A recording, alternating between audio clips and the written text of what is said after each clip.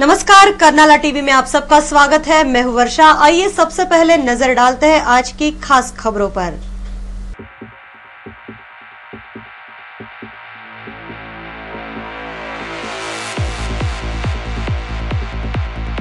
नवी मुंबई हवाई अड्डे को लेकर 18 गांव संघर्ष समिति हुई आक्रामक। मांगे पूरी नहीं होने तक प्रकल्प का काम नहीं होने देने का निर्धार। जिला परिषद के माध्यम से जसखार गांव में बनाए गए श्री रत्नेश्वरी सभागृह का उद्घाटन हुआ सांसद गजानन बाबर के हाथों। और बिंधड़ी ग्राम पंचायत पर लहराया शेखा पक्ष का लाल परचम। तीसरी बार बने नरेश जोशी सरपंच। जिला परिषद के माध्यम से जसखार गांव में बनाए गए श्री रत्नेश्वरी देवी सभागृह का उद्घाटन बृहस्पतिवार को सांसद गजानन बाबर के हाथों किया गया। इस अवसर पर विधायक विवेक पाटिल, विधायक भरत गोगावले, जिला परिषद अध्यक्ष पंडित पाटिल, शिवसेना जिला प्रमुख बबन दादा पाटिल, पूर्व नगराध्यक्ष जय म्हात्रे आदि को आमंत्रित किया गया था। उरण तालुका अंतर्गत जसखार गांव में जिला परिषद के माध्यम से बनाए गए श्री रत्नेश्वरी देवी सभागृह का उद्घाटन बृहस्पतिवार को सांसद गजानन बाबर के हाथों किया गया। इस अवसर पर विधायक विवेक पाटिल, विधायक भरत गोगावले, जिला परिषद के अध्यक्ष पंडित पाटिल, वित्त एवं निर्माण सभापति मनोहर शेठ भोईर, शिवसेना जिला प्रमुख बबन दादा पाटिल, पूर्व नगराध्यक्ष जय म्हात्रे, उरण पंचायत समिति सभापति निकिता भोईर, सदस्य महादेव बंडा, जेडपी सदस्य कलावती गावंड आदि गणमान्यों सहित नागरिक बड़ी संख्या में उपस्थित थे।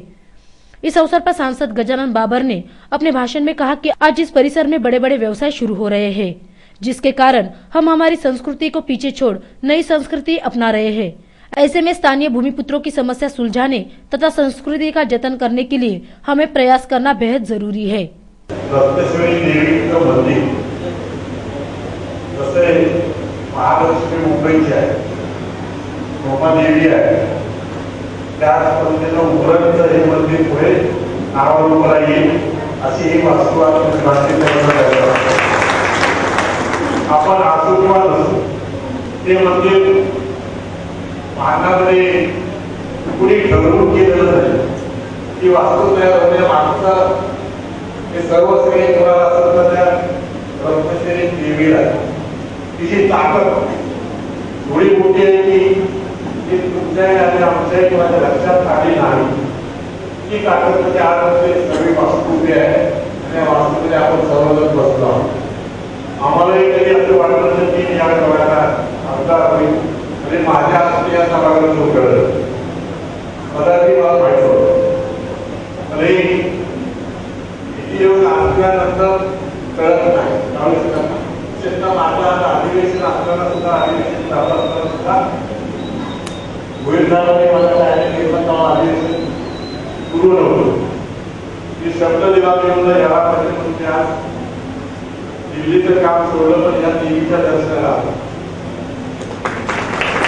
देवीची ताकद ती काय निर्माण केली ना आणि अशा प्रकारचं प्रामाणिक काम केलं तुम्हाला या परिसराला काही तुला कधी पडणार नाही त्याची ताकद तुमच्या पाठीशी राहण्याचं राहणार नाही आणि म्हणून इस दौरान विधायक विवेक पाटिल ने कहा कि ग्रामीण संस्कृति का जतन करने का प्रयास ग्रामीण विभाग के किसान अच्छी तरह से कर रहे हैं। जिस तरह मंदिर एवं सभागृह बड़ा हुआ है उससे भी ज्यादा गांव में ज्ञान मंदिर बड़ा होना जरूरी है।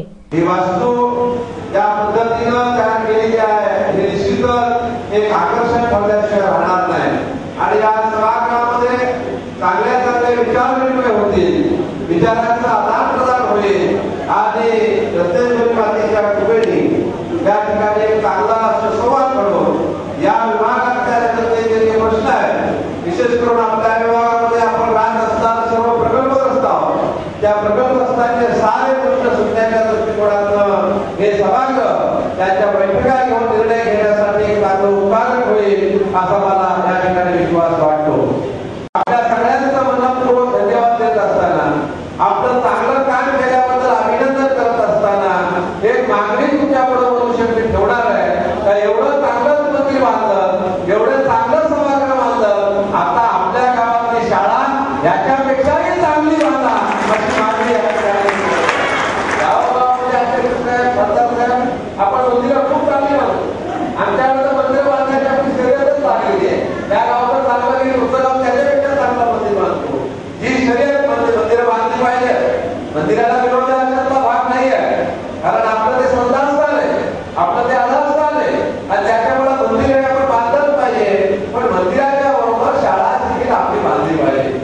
इस दौरान विधायक भरत गोगावले एवं पंडित पाटिल आदि ने भी अपनी भावनाएं जाहिर की।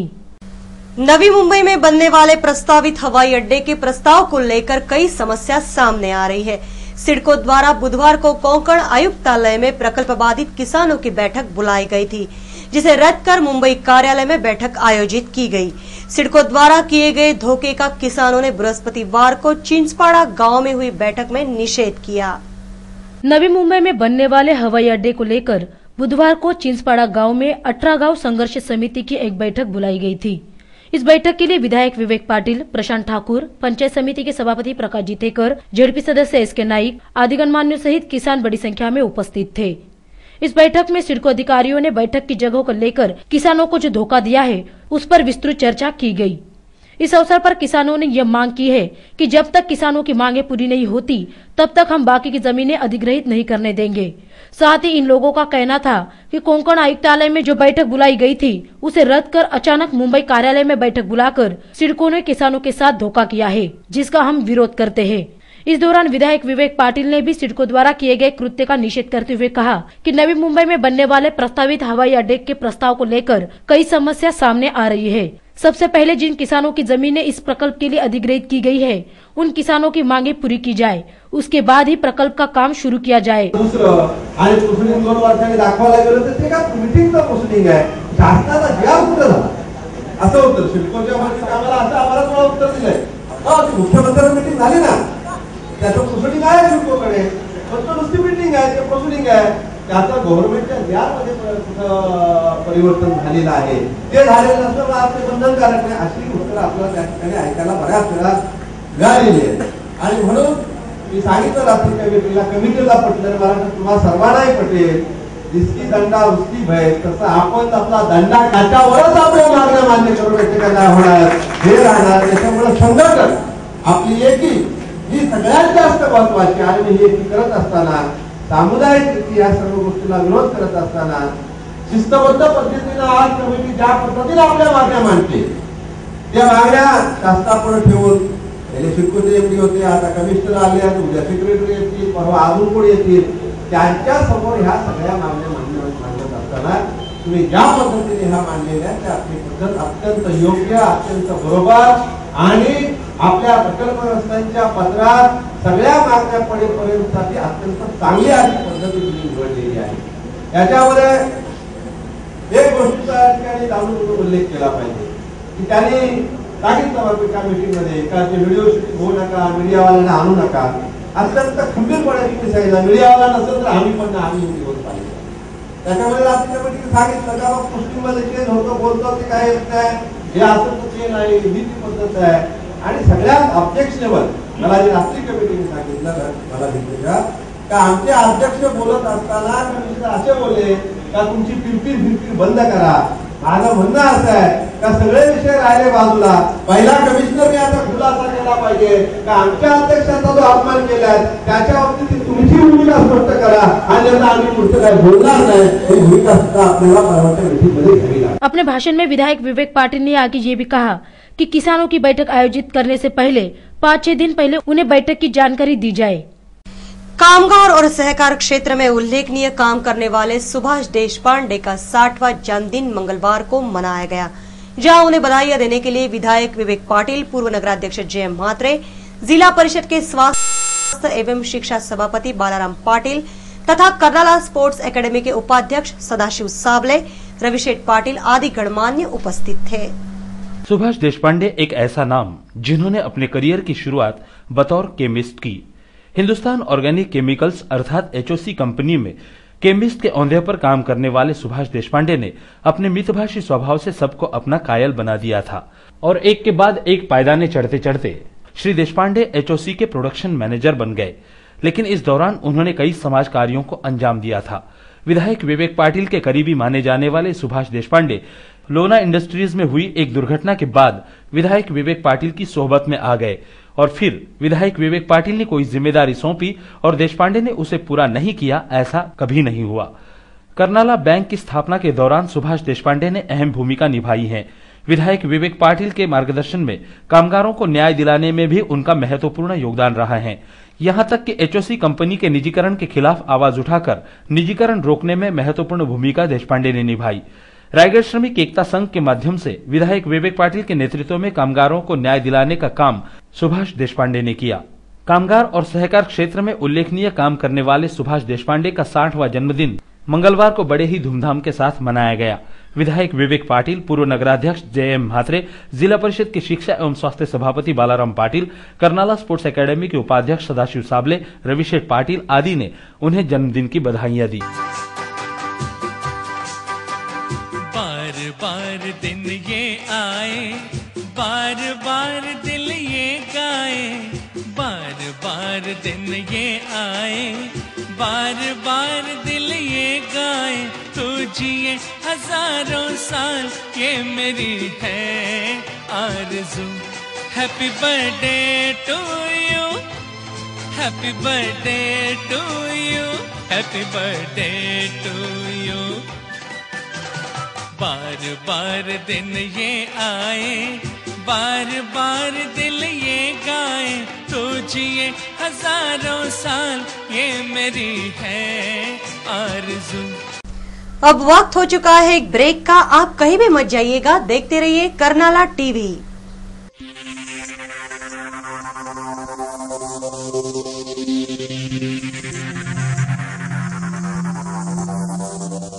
जनतेचा एकच निर्वाळा, बँक असावी तर कर्नाळा। कर्नाळा नागरी सहकारी बँक संपूर्ण कोकण विभागात सहकारी बँकेचा प्रथम क्रमांक मिळवून यशाच्या अत्युच्च शिखरावर आरूढ झालेली, ग्राहकांच्या विश्वासास पात्र असलेली रायगड जिल्ह्यातील एकमेव अग्रगण्य बँक कर्नाळा नागरी सहकारी बँक। केवळ 14 वर्षांच्या काळात यशाची गगनभरारी घेणाऱ्या बँकेच्या ठेवी 255 कोटींच्या वर, स्थापनेपासून रिझर्व्ह बँकेच्या निकषानुसार ग्रेड 1 आणि वैधानिक लेखा परीक्षणात अवर्ग दर्जा कायम राखलेली जनतेच्या विश्वासाची बँक कर्नाळा नागरी सहकारी बँक। भांडवल पर्याप्ततेचे प्रमाण 13.2%, बँकेचा निव्वळ नफा 3 कोटींच्या वर, एनपीएचे प्रमाण 6.19%, मुदत ठेवी अर्थात डिपॉझिट्सवर आकर्षक व्याज। दिनांक 1/8/2011 पासून मुदत ठेवीवरील आकर्षक व्याज दर 15 ते 45 दिवस 5.50%, 46 ते 90 दिवस 6.75%, 91 ते 180 दिवस 8%, 181 दिवस ते 1 वर्ष 8.75%, 1 वर्षाचे वर म्हणजेच 13 महिने ते 2 वर्ष 10.50%, 2 वर्षांचे वर म्हणजेच 25 महिने ते 3 वर्ष 10%, 3 वर्षांचे वर ते 5 वर्षे 9%, ज्येष्ठ नागरिकांसाठी 1% ज्यादा व्याज आणि आपल्या ठेवी 7.5 वर्षात दुप्पट। कर्जासाठी सुयोग्य मार्गदर्शन आणि बँक लॉकर्सची ही सेवा उपलब्ध। त्याचबरोबर वीज ग्राहकांची दगदग मिटविण्यासाठी आम्ही सुरू केले आहे वीज बिल भरणा काउंटर। बँकेने सुरू केली आहे सोने तारण कर्ज योजना, दर साल दर शेकडा 11% व्याजाने। Maharashtra state cooperative bank association मुंबईद्वारे बँकेला मिळाले आहे पहिले व दुसरे पारितोषिक। त्यामुळेच बँकेच्या प्रगतीत मानाचा तुरा खोवला गेला आहे। अत्याधुनिक सेवा सुविधांनी सुसज्ज अशा आमच्या शाखा खारघर, नवीन पनवेल, महाड आणि तक्कागाव बँकेच्या यशाचा आलेख सदैव चढता ठेवण्यासाठी कटिबद्ध आहेत। आमचे सर्व संचालक आणि आमचे मार्गदर्शक बँकेचे अध्यक्ष माननीय आमदार विवेकानंद पाटील। माननीय आमदार विवेकानंद पाटील यांच्या उक्तीप्रमाणे अविश्रांत मेहनत आणि प्रामाणिकपणा हे यशाचे गमक या ध्येयाने आपल्या सेवेसाठी तत्पर आहेत बँकेचे मुख्य कार्यकारी अधिकारी तथा सरव्यवस्थापक हेमंत सुताने आणि त्यांचा कर्मचारी वृंद। तेव्हा बँकेच्या विविध योजनांचा लाभ घेण्यासाठी आणि सौजन्यशील सेवेसाठी सोमवार ते शनिवार सकाळी 9:30 ते 1:30 आणि दुपारी 2:30 ते सायंकाळी 6 या वेळेत प्रत्यक्ष संपर्क साधा। आमचा पत्ता कर्नाळा नागरी सहकारी बँक लिमिटेड, रतन मार्केट, पहिला मजला, टपाल नाका, उरण रोड, पनवेल। आमचे दूरध्वनी क्रमांक आहेत 27459111, 27462700 आणि 32983363। जनतेचा एकच निर्वाळा, बँक असावी तर कर्नाळा। कर्नाळा नागरी सहकारी बँक।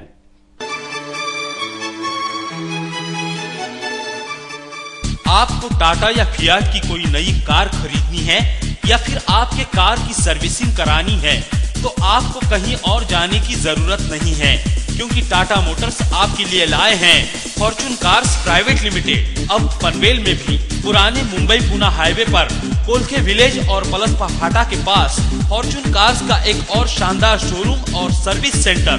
हमारे यहाँ आपको मिलेगी टाटा और फियाट कंपनी की हर प्रकार की कारें, जैसे टाटा की Indigo Manza, Indigo CS, Indica Vista, Safari Dicor, Sumo Victa, Sumo Grande MK2, Xenon और दुनिया में तहलका मचा देने वाली नैनो कार। वही फियाट की पुंटो और लिनिया गाड़ी भी हमारे यहाँ उपलब्ध है। फॉर्च्यून कार्स ने अब शुरू किया है अपना सर्विस सेंटर भी, जहां तजुर्बेकार मैकेनिक्स के जरिए आपके गाड़ी के हर पुर्जे की जांच कर हम आपको प्रोवाइड करेंगे सर्वोत्तम सर्विस। तो देर किस बात की, अपने और परिवार के सपनों को साकार करने के लिए फौरन आइए हमारे पास। आपके सपनों को साकार करने का वादा फॉर्च्यून कार्स का यही है इरादा।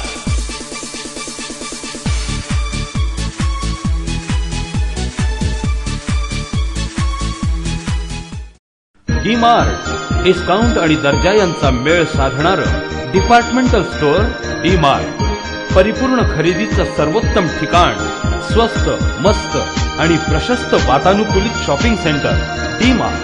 डी-मार्ट मध्ये आहेत 8,000पेक्षा जास्त वस्तूंच्या व्हरायटीज, धान्य, कडधान्य, ताजा भाजीपाला, स्टेशनरी, कॉस्मेटिक्स, गिफ्ट आर्टिकल्स, भांडी, प्लास्टिक आयटम, फर्निशिंग, त्याचबरोबर जेंट्स, लेडीज आणि चिल्ड्रन्स रेडीमेड गारमेंट सुद्धा। डी-मार्ट कुटुंबातील प्रत्येकासाठी, प्रत्येकाच्या गरजेसाठी।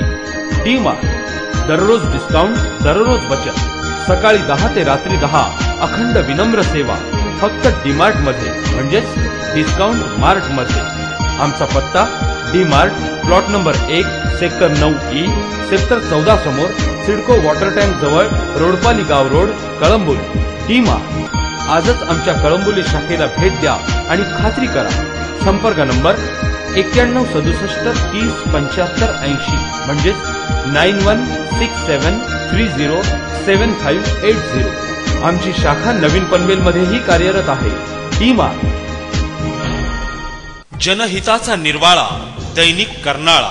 पनवेल, रायगड आणि नवी मुंबईसह आसपासच्या घडामोडींचा वेध घेणारं आपल्या हक्काचं व्यासपीठ दैनिक कर्नाळा। कला, क्रीडा, समाजकारण, राजकारण, अपराध जगत इत्यादी क्षेत्रातील ताज्या घटनांचं प्रतिबिंब दैनिक कर्नाळा।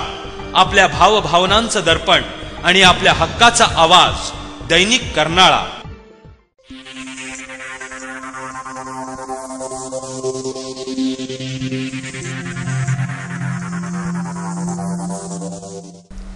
दसवें दिन भी अन्ना का अनशन जारी है। जन लोकपाल बिल को लेकर अभी भी सरकार कोई ठोस कदम नहीं उठा रही है। हालांकि सरकार कह रही है कि हम बातचीत से कोई हल निकालेंगे, मगर अभी तक कोई बात साफ नहीं हो पा रही है, जिससे नाराज देश के नागरिक अपने अपने तरीके से अन्ना को समर्थन दे रहे हैं। भ्रष्टाचार को जड़ से उखाड़ने के लिए अन्ना हजारे ने जो अहिंसा की जंग छेड़ी है, उसे छोटे से गांव से लेकर विदेशों से समर्थन मिल रहा है, मगर अभी भी सरकार की नींद टूटने का नाम नहीं ले रही है। लगातार 10वें दिन अन्ना का अनशन जारी है और जनता भी उनका साथ 100% निभा रही है। हर कोई अपनी अपनी तरफ से अन्ना को समर्थन दे रहा है। रसायनी स्थित मोहपाड़ा में टाके देवी रिक्शा चालक मालक संगठन द्वारा समर्थन रैली निकाली गई। इस रैली में रिक्शा चालक सहित नागरिक बड़ी संख्या में शामिल हुए थे। अन्ना हजारे आगे बढ़ो, हम तुम्हारे साथ है, भ्रष्टाचार को खत्म करो की जय घोष देकर यह रैली दांडफाटा से लेकर मोहपाड़ा तक घुमाई गई।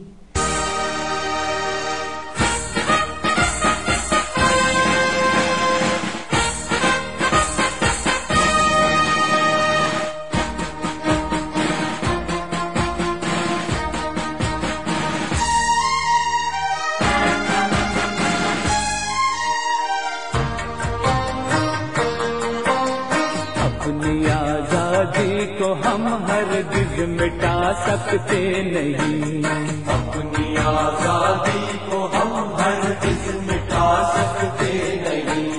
सर कटा सकते हैं लेकिन सर झुका सकते नहीं, सर झुका सकते नहीं।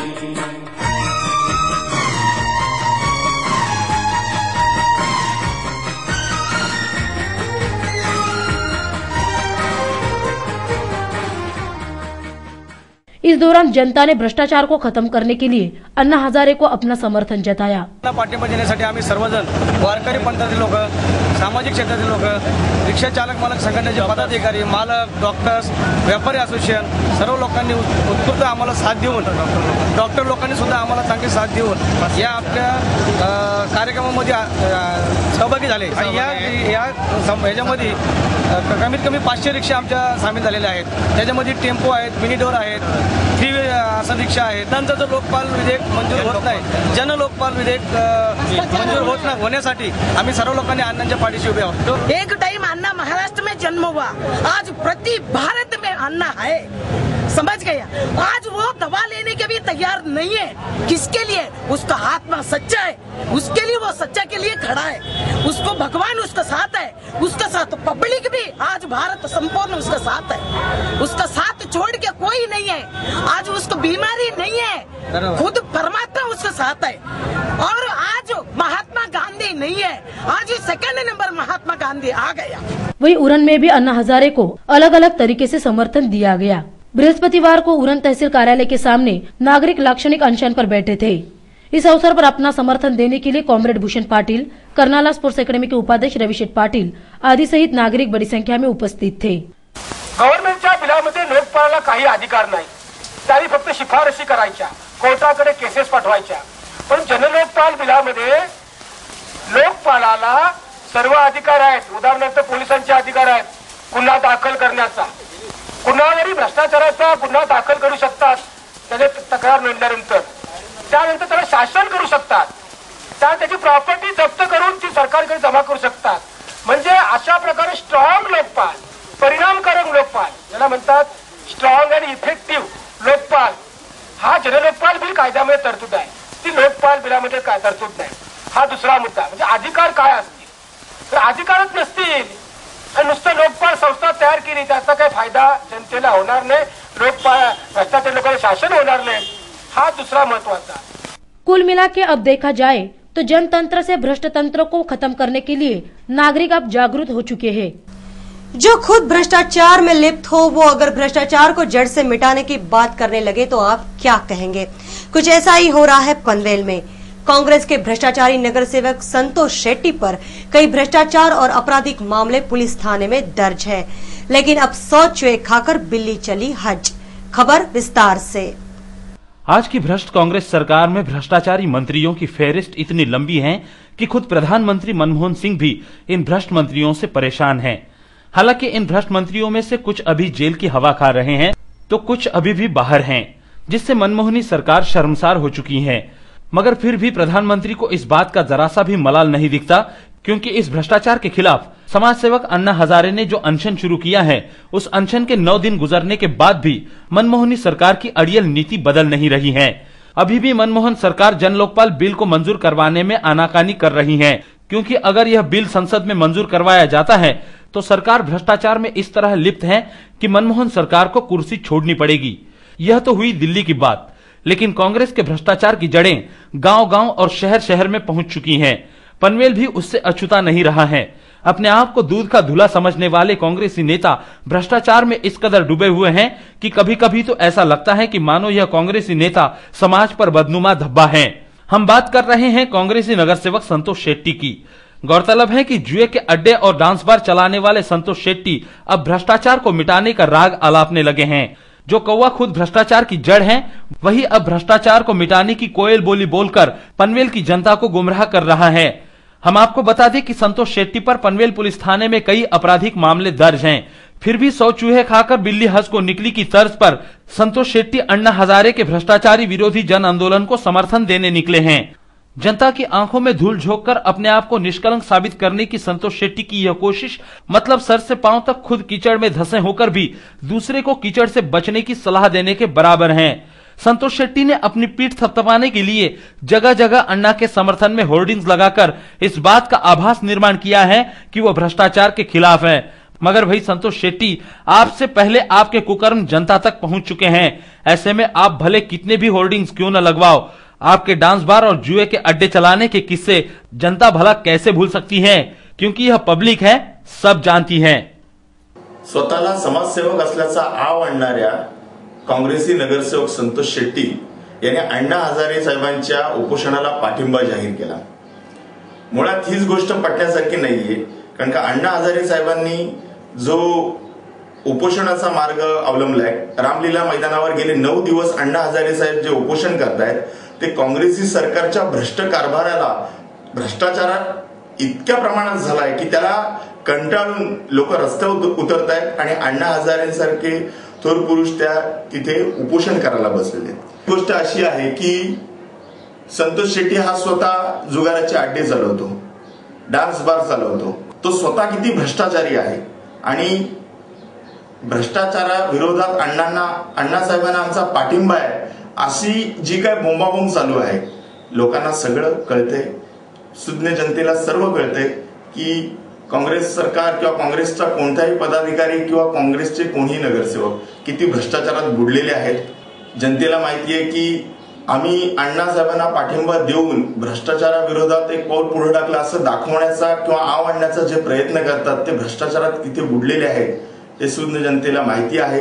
त्यांनी किती जरी आव आणला तरीही जनता आता त्यांना पाठीशी घालणार नाही आणि संतोष शेट्टी यांनी बॅनरबाजी करून किती आव आणण्याचा प्रयत्न केला की आम्ही धुतळ्या तांदळासारखे स्वच्छ आहोत, तरी जनतेला माहिती आहे की खरं काय आणि खोटं काय।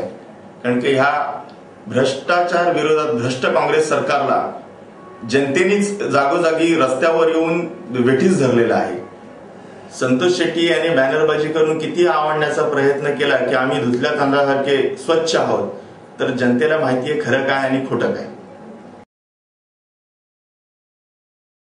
विंधणे गांव के तत्कालीन सरपंच गोपाल जोशी ने अपना कार्यकाल पूरा होने के बाद पार्टी आला कमान के आदेशानुसार बुधवार को अपने पद से त्याग पत्र दे दिया, जहां सरपंच पद के रिक्त स्थान पर शेका पक्ष के वरिष्ठ कार्यकर्ता तथा ग्राम पंचायत सदस्य नरेंद्र जोशी तीसरी बार सरपंच पद पर विराजमान हुए।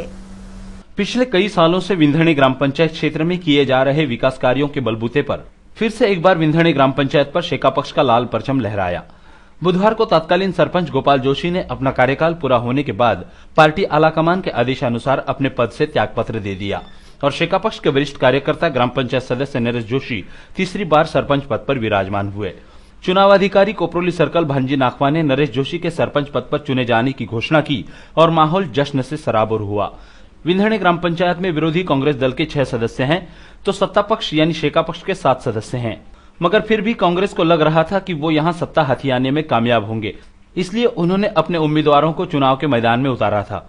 मगर यहां गौर करने वाली बात यह है कि विरोधियों में ही उम्मीदवार के प्रति सहमति नहीं बन पाई, जिसकी वजह से कांग्रेस के 3 उम्मीदवारों ने अपने नामांकन पत्र भरे, जिससे शेका पक्ष के उम्मीदवार नरेश जोशी की जीत का रास्ता आसान हुआ और कांग्रेस औंधे मुंह गिर पड़ी। गौरतलब है कि इस चुनाव में कांग्रेस ने हर पैंतरा इस्तेमाल करने का प्रयास किया, मगर शेका पक्ष के ग्राम पंचायत सदस्यों की एकजुट के आगे उनकी दाल नहीं गली और उन्हें पराजय का कड़वा स्वाद चखना पड़ा।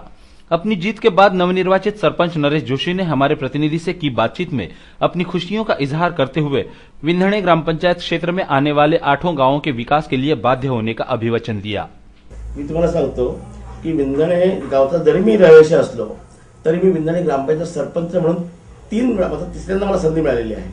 पहिल्यांदा जेव्हा मी सरपंच झालो आणि त्यावेळेला जी काही परिस्थिती होती तिथे बोरखरमध्ये की बोरखरमध्ये जायला रस्ता नव्हता, शेका पक्षाच्या प्रयत्नाने तिथे मोठा रस्ता झाला। एनजी ठाकूर हे कॉन्ट्रॅक्टर त्यावेळेला होते आणि त्यांनी ते काम करून त्यांना शेका पक्षाने ते काम दिलं होतं। त्याच्यानंतर पाण्याची गैरसोय आहे म्हणून आम्ही 2 लाखाची अर्जंट एक त्यांना झेडपीतून आम्ही स्कीम मिळवून पाणी पुरवठा केला होता, तरी त्याला पाणी पुरवठा नीट होत नव्हता। म्हणून नंतर आता ही जी मोठी योजना राबवली गेली, हेटवणे धरणातून पाणी आम्ही त्यांना दिलं आणि त्याला जी लाईन सेपरेट जोडली, त्यानंतर ज्या बोरखरला 5 रुपये देऊन एक 20 लिटरचा कॅन विकत घ्यावा लागत होता, त्या बोरखर गावाला 24 तास विपुल पाणी मिळालेलं आहे। अगदी कपडे धुण्यापासून ते भांडी कुंडी घासण्यापासून सर्व हे पाणी हेटवणे नळाचं वापरतात, एवढं यांना मुबलक पाणी मिळत आहे। ग्रामपंचायत विंधणेमध्ये MIDCचा प्लांट येतो, रामसाहेब वॉटर प्लांट, त्याची जवळजवळ 2.5 लाख रुपये घरपट्टी थकीत आहे।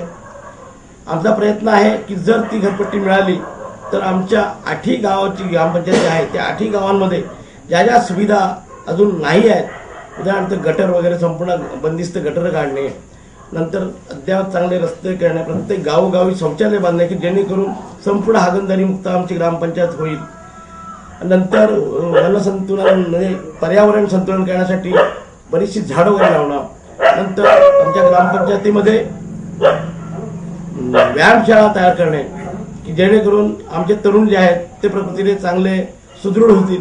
अशा प्रकारे 1-2 ग्रामशाळा अद्यावत आमच्या या ग्रामपंचायतीमध्ये बांधणे हे आमचं एक स्वप्न है और त्या दृष्टिने आम्ही प्रयत्न करणार आहोत. चलते चलते दोबारा नजर डालते हैं आज की खास खबरों पर.